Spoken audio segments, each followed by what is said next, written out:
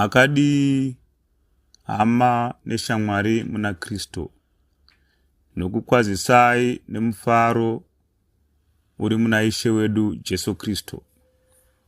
Nhasi ndadzoka zvakare ini seMagaruwa. Tiri kuenderera mberi nekuverenga ndima dzemubhaibheri, shoko raMwari. Nhasi tichabata bhuku raJohani kubva pandima 14 verse 1 kusvika pa17. John 14 verse 1 kusvika pana 17. Teererai ichiverengwa. Mwoyo yenyu irege kumanikidzwa. Tendai kuna Mwari, mutendewo kwandiri. Mumba mababa vangu mune nzvimbo zhinji dzokugara.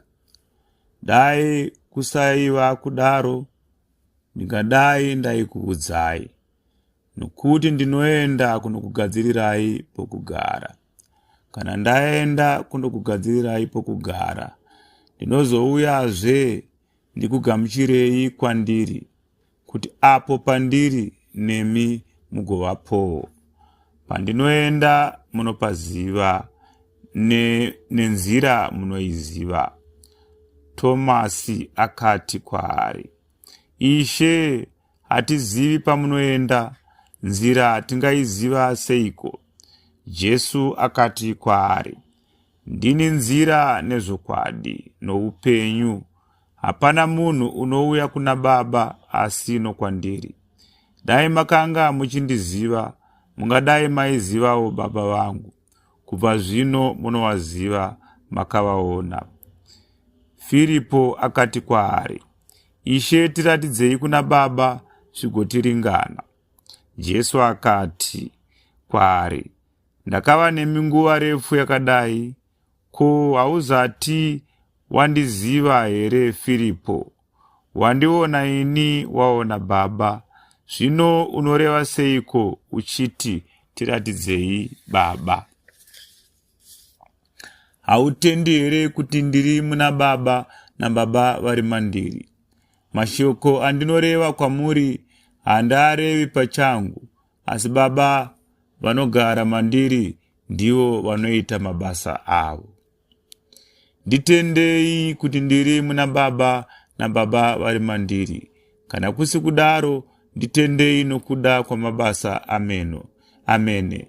Zvirokwazvo ndinoti kwamuri, unotenda kwandiri, mabasa andinoita iye uchaaitawo, uchaita makuru kuna wawa, nokuti ndinoenda kuna Baba vangu. Chinhu chipi nechipi chamunokumbira muzita rangu ndichachiita, kuti Baba vakudzwe muMwanakomana. Kana muchikumbira chinhu kwandiri muzita rangu ndichachiita. Kana muchindida, chengetai mirayiro yangu.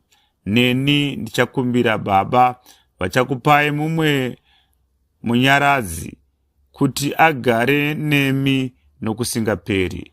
Ndiye mweya wazvokwadi, nyika haigoni kumugamuchira, nokuti haimuoni kana kumuziva. Imi munomuziva, nokuti ugere nemi, uchava mukati menyu. Haiwa, ndipo paperera kuverenga kwedu kwendima dzemubhaibheri. Nhasi tanga tiverenga Johani chapter 14 verse 1 kusvika pana 17. Mwari ave nemi akuropafadzei. Ndini wenyu seMagaruwa, ndatenda.